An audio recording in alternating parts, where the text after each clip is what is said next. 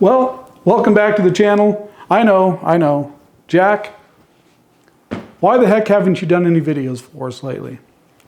I know, the last couple months, I've been slacking, haven't been getting videos put out. I'm gonna go over the reasons why here in just a second. But first, I wanted to wish everybody a Merry Christmas, and I hope everybody had a great Thanksgiving. I didn't get a video put out before Thanksgiving. I wanted to, just time, everything else, just didn't work out. That was the main reason for this video. I want to wish everybody a Merry Christmas. I'm sure I'm going to get a video out before then, but just in case, there you go. So the reasons, why haven't you put any videos out? Well, it kind of comes down to 4 reasons. 3 pertain to the last couple months. The 4th is more of an all summer, the reason I haven't got as many videos done. Reason number 1, time. You've heard me say this before. Time, I've got young kids and stuff around here all the time. And my job, a couple of years ago, I took a promotion and a lot more responsibility. Before I could go out and do work, come home. I was out in the field all day, working on mountaintop repeater sites, things like that. I'd come back, I'd feel like sitting down for an hour or 2 and edit videos. That was kind of a nice, relaxing time. Well, this new job, I spend a lot of time in front of a computer. I don't get out in the field nearly as often as I used to. So, and recently we've been doing kind of some hiring events. So it eats up a tremendous amount of time reading lots of resumes, picking out candidates, interviewing those folks, doing all the paperwork. And so I've just been spending a ton of time in front of the computer. And so getting off work and then going over and on a different computer and editing videos, not always the best thing mental-wise for me, so that's one of the reasons. And the new job, there's responsibilities that happen after hours sometimes with this job. The old one, it didn't happen all that often. This one, it happens a lot more often. So that's reason number 1, is just time constraints. Reason number 2, the election. Now, I'm going to get a little political on you guys, and if you're not of a conservative mindset, you're probably going to grumble. That's okay, just skip over it. But I'm going to say my piece here. This last election cycle was kind of depressing, I guess is the right word for it.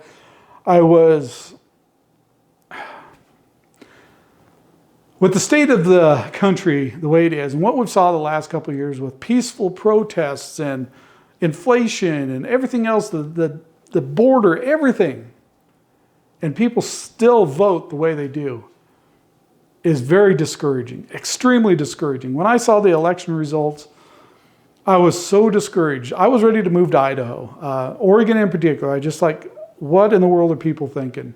We vote this, pardon my French, nut job for a governor, and we vote these ballot measures in that are completely nuts. Measure 114, the gun thing. Complete insanity. Anytime you have to get a permit to go buy firearms and exercise your rights, it's no longer a right. You're asking permission from the government to exercise your right. It's completely bogus, bunch of crap. It gets me pretty fired up. And then there's simpler ballot measures. The one about people in the Oregon legislature. It looks on paper like a good idea. If you miss more than 10 sessions, you can't run for election next time. But the reason that was a Democratic thing the whole way. Not Democratic, Democrat thing. The reason being is the people in rural Oregon we do not have representation in the Oregon legislature at all. Well, we do, but it's so small. The Democrats have a supermajority. So the only way the Republicans can do anything to steer the conversation at all is to not show up. They go out of state. When these crazy bills come up, they just leave the state, and they don't have a quorum, so they can't conduct business. That's the only leverage the Republicans have in this state. It's the only conservative voice we have. And now they've taken that away, because if they miss more than 10 sessions, guess what? You can't run next time. Well, I say fine. We'll just find other conservatives to run the next time. It's complete lunacy, absolute lunacy. But the whole thing really got me aggravated. I was ready to do some videos earlier this month. I had some free time, and it got to me so much, I was ready to just pack up and move to Idaho. Sell the place, move to Idaho, be done with it. My wife loves her job. She loves the school she teaches at. She loves our property here. Me, I'm not as attached to property. I could sell the property, go buy other property, put my towers up there. It's not that big a deal. But this part kind of bugged me. My family, looking at our genealogy the last 10 years or so, I discovered that our family has pretty deep roots here. Pretty much the time that white settlements settled in this area, Oregon Trail days, my family started living in this area. So to just say, heck with it, we're going to forget all of our family roots and move to Idaho and forget all this nonsense, it bugs me a little bit. I know it's kind of a dumb argument, but it eats at you a little bit. It's like you're just giving up your land and letting the Looney Tunes take it over. But, you know, Oregon's one of those places where most of the state geographically is completely conservative, and you got 4 or 5 counties that hold large population centers that run the rest of the state. And they've got all the say in the legislature too. So it's really hard place to live. Mentally, it just wears on you, all this nonsense that happens. So that was reason number 2. I'm not going to go any deeper into it. Gets me fired up, gets my blood pressure up. Reason number 3. Now this is old guy medical stuff, kind of, but it's something I've dealt with pretty much my whole life. That's kidney stones. You've probably heard me say on our other videos, I've dealt with them from teenage years on. For quite a while, I didn't have any until I hit 40 years old. Then I started getting them on a fairly regular basis. Now this next part, if you don't like pictures of kidney stones, I'll give you fair warning, you don't want to watch this next part. It's just the kidney stone. It's not it coming out or anything. But I know some people, it makes them pretty squeamish. I know my oldest daughter, she hates the pictures of these things. So fair warning, and I'll do a quick countdown. I'll show you a picture of what's been bugging me pretty much all summer. 3, 2, 1. This guy here, 4.5 millimeter stone. You can see it's really odd shaped, which lets fluid by, so it doesn't completely plug the tube up, which is a good thing. It doesn't cause it nearly as intense of pain when it's not completely plugged, but at the same time, it doesn't go out as fast because it's not plugged, it's not being shoved out. So this thing, I got it early June, and I've had this thing all summer. It's been driving me nuts off and on all summer. Anytime I go for a hike or walks or, you know, anything physical, the thing will start bugging me. So this thing has just drove me nuts. In the last couple months, it really started driving me buggy. And what had happened is when the flow slows down some, again, I hate talking about this stuff, but you tend to get more stones when you don't have a good flow through your kidney. And that, because that's in there blocking that tube, it slows down the flow some. So some smaller stones had formed behind it, some little 2 millimeter ones. Finally, it plugged the whole thing up here. But the good thing is it finally got it plugged up enough. It got it out of me, shoved out into my bladder. And 2 weeks ago, this thing came out. And it's been such a relief to have that thing out. I feel so much better. My back feels so much better. I don't have flank pain all the time. So that was such a relief to get that thing out of me. Like I said, it's been bugging me all summer. And I know, go see the doctor. I've seen doctors a lot for kidney stones. And we'll just say I've already seen them. I know when I get them. I've learned how to deal with them. But anyway, that's the last couple months. The thing's been just miserable. It's been miserable all summer, but the last couple months, it's really bugged me quite a bit. So glad to get that thing out. Okay, reason number 4 real quick. And this relates to all summer. I didn't get nearly as many trips out to visit mines. We had big plans. I had this huge list of places I wanted to go film, lots of projects. We didn't get many of those done. We got some of them done, but not nearly as many as I had planned. The main reason is the cost of everything. We just flat couldn't afford to go out and do all the things we wanted to do. A couple of years ago, we kept pretty good track of our budget. You know, what we spent for food, gas, everything. We kept really good track.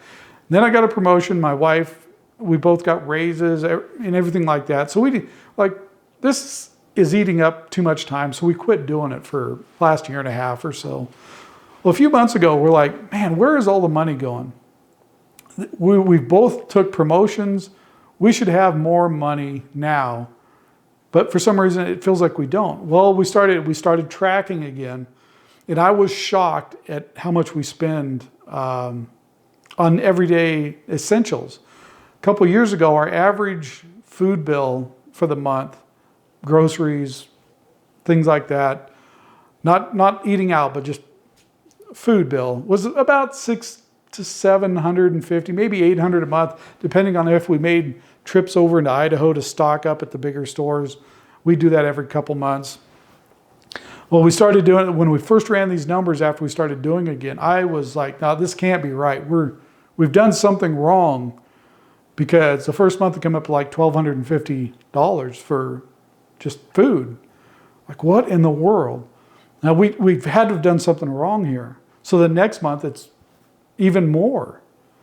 Our low month so far has been like $1,100. A high month is like $1,300 and some dollars.